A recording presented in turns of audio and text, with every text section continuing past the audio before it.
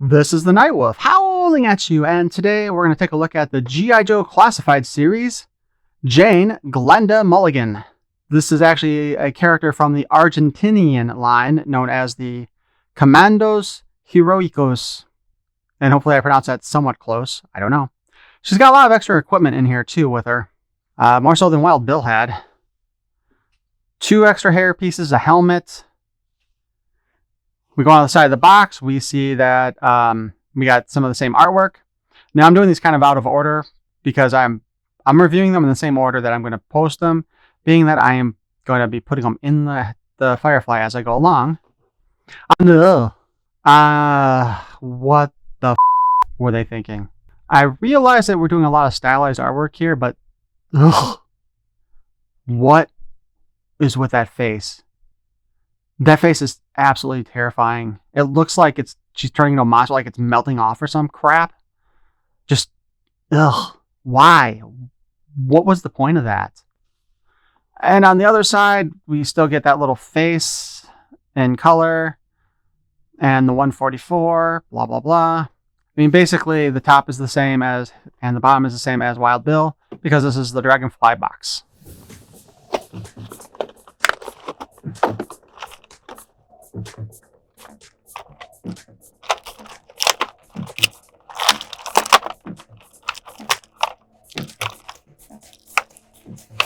She's got a pair of fists, but I'm just going to leave them in here because we all know how the fists swap out. She has an extra harness here. Oh, okay. Looks like there's a couple spots here where it kind of opens up, so you get a figure in there because it looks like this hook or that loop is meant for the hook here for the Dragonfly. She's got a backpack with a small air tank. Let's see. I was expecting it to fit in here somehow. Got the Commando Heroicos on the back of the helmet.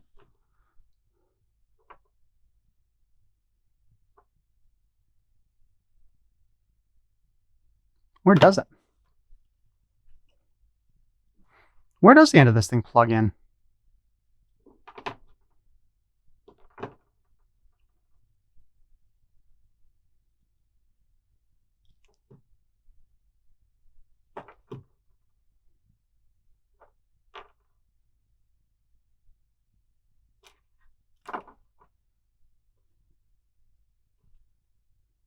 Okay, if the backpack fits on here like this,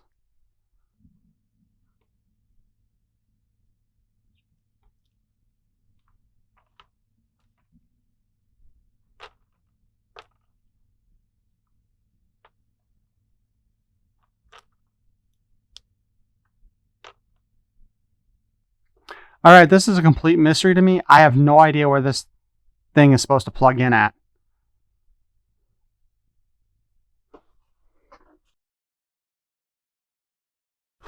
If you guys notice anything, let me know. I don't even see in the instructions where that thing is supposed to plug in at. Does it? No, well, it wouldn't make any sense for it to attach to a rifle. Oh, shit. I guess it does attach to the rifle.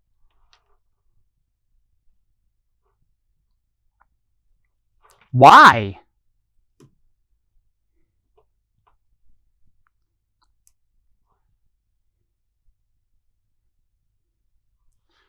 So that looks stupid in my opinion and pointless.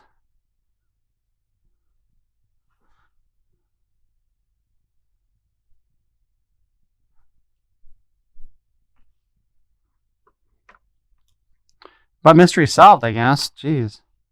But what was the point of that? What is this weapon even supposed to be then? Other than stupid. Alright. Anyway. So we got 2 different hair. Okay, first off, let's look at her head sculpt. She doesn't look particularly happy either, does she? That's kind of a disappointing head sculpt. I'm sure, I think it's new. I don't think it's a reuse from either the others who use Scarlet's body. But yeah, I don't know. That's not too impressive. That's hairdo 1. There's hairdo 2. Well, that's even more boring than hairdo 1 was. Hairdo 1 was at least a little bit more interesting.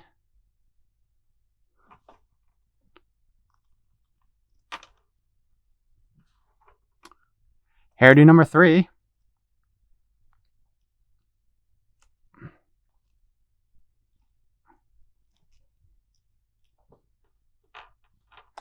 And hairdo number 3 is just hairdo number 2 with the headset on it. Honestly, out of the 3 hairdos, I kind of prefer the first one, this one.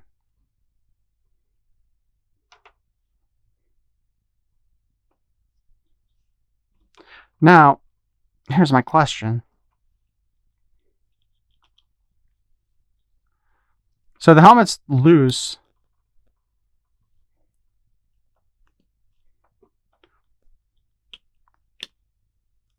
Oh my god.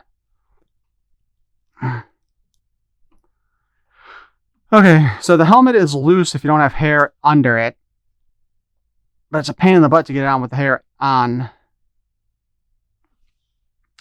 I honest to God do not see myself using this helmet at all.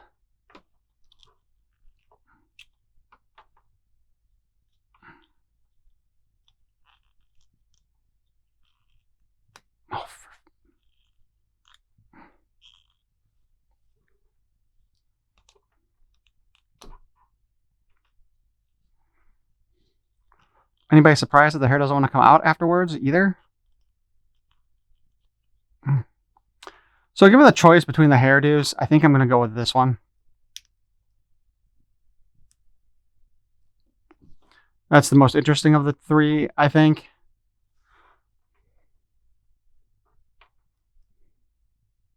Accessory-wise, then, also she has a pistol, which we can put in the holster on her hip. I don't know. I am not, like I said, I am not impressed with that hairdo at all. Or that, well, not that impressed with the hairdo either. I don't know. I just don't like this face sculpt very much. I think it's pretty awful looking. Not as bad as the artwork, by the way, but still awful. Let's go with articulation. This is the Scarlet body, so we know it's more or less going to be like. Head on a ball joint, can spin around. We have a little bit of looseness at the bottom part of the neck. Spin the head all around. Look down, look up. There are some small butterfly joints that don't really do much of anything on this figure. Arm goes up, arm goes down. I think I cut myself. We can spin the arm around. We do have a bicep cut, unlike the more recent Masters of the Universe figure we just did. Looking at you, Evelyn. Double jointed elbow. Also missing from that Evelyn.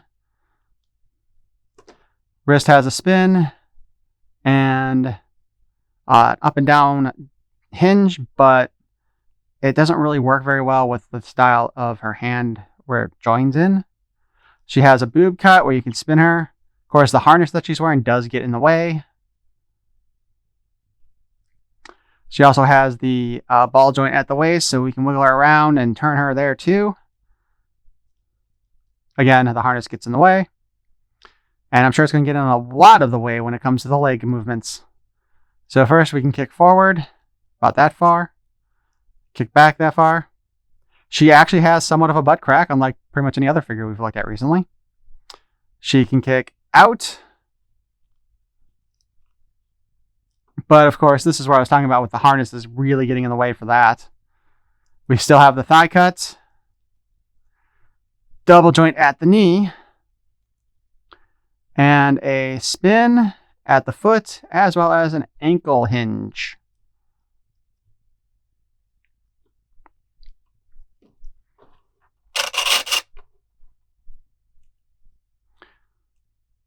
As mentioned before. Now I should probably unhook that. Extensively, we should be able to slide her into this.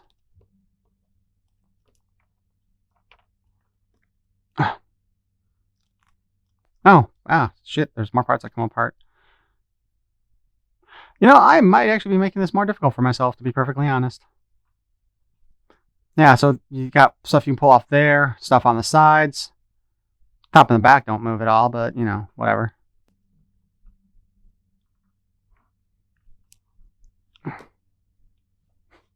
But yeah, that's our extra harness. Extensively, it does look like, because you've got all these different parts that kind of come undone, you should be able to fit this on any male or female character on the Joe side. Although it does seem more sized for the male characters, just to be perfectly honest. Oh, and there's even one that comes off the back too. So yeah, there's a lot of I don't know what to call these, slide joints or whatever on here. So yeah, it actually wouldn't be that hard to put figures in there, and I just made it more difficult. So as mentioned before, this figure was from Argentina originally. Now they did in fact have a file card for her.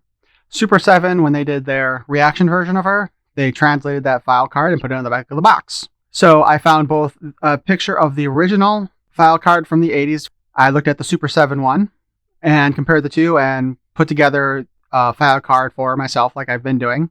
I did add the bottom part there is my own addition. But anyway, we have Glenda, helicopter co-pilot.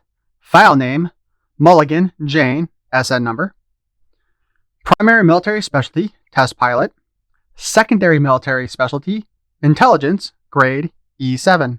You ever notice, I think like every woman in G.I. Joe has their secondary specialty as intelligence? As a girl of just 6 years old, she amazed the inhabitants of her hometown when, under the watchful eye of her father, she masterfully piloted one of the most sophisticated helicopters. When her father died heroically, Glenda swore to continue fighting for his noble cause. Today, she is an air intelligence officer. She is the first woman to be designated master instructor of the Joe team. You know what? When I did this direct translation, I probably should have actually, rewritten it a little bit more. So this is the part I added. One, I don't know where the codename of Glenda comes from. The only thing I thought of is maybe it was like supposed to be a reference to The Wizard of Oz. So I kind of figured that when Wicked came about, this might be a way that people would have ribbed her. But yeah. Glenda is willing to test fly anything with wings, jets, propellers, or top secret propulsion, but whatever you do, don't call her Glenda unless you are looking for a fight. Mostly translated from the Argentinian file card. But yeah, it was funny because when I was looking for this information, one, I honestly didn't think I'd find anything, so I was kind of surprised. But what's interesting to note, and I'll pop it up here right now, is an image from the Wikipedia. Somebody went in and removed the part about her father's watchful eye. So, I don't know, I'm guessing there was somebody who was offended by the fact that at 6 years old, her father was pretty much training her to fly a helicopter and allowed her to fly. He was probably doing the co-pilot thing, or maybe he was the pilot and she was in the co-pilot seat then. But either way, somebody was offended by her father actually having a hand in her flying a helicopter at 6 years old, which may be the most ridiculous freaking thing ever. But, you know how people are today, right? So anyway, I hope you enjoyed this review of Glenda. If anybody who's watching this actually knows where that codename actually came from, like is there something in the specific media from Argentina that talks about it, I would love to hear the reason. And if you enjoy this content, please feel free to subscribe to see more. Leave a like down below. You can always hit that notification bell. Might work. And as always, thanks for watching. Peace and love. You know, I did that whole spiel just now, and I forgot to actually put her in the damn helicopter.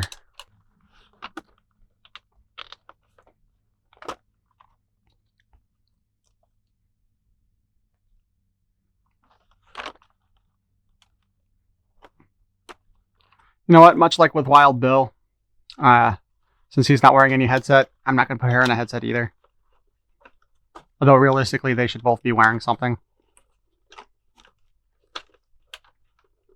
Unless the cockpit is more or less soundproofed. Which, being that it's a military helicopter, maybe it is. But since this is actually based on an actual, like, Vietnam War era helicopter, probably not.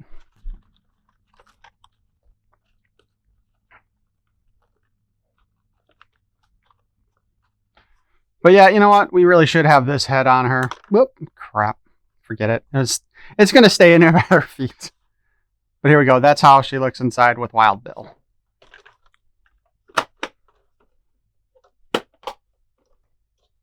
Again, thanks for watching. And today we're going to take a look at the G.I. Joe Classified Series.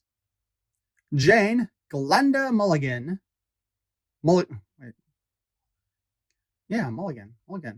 The G.I. Joe Classified Series. Jane, Glenda Mullighan.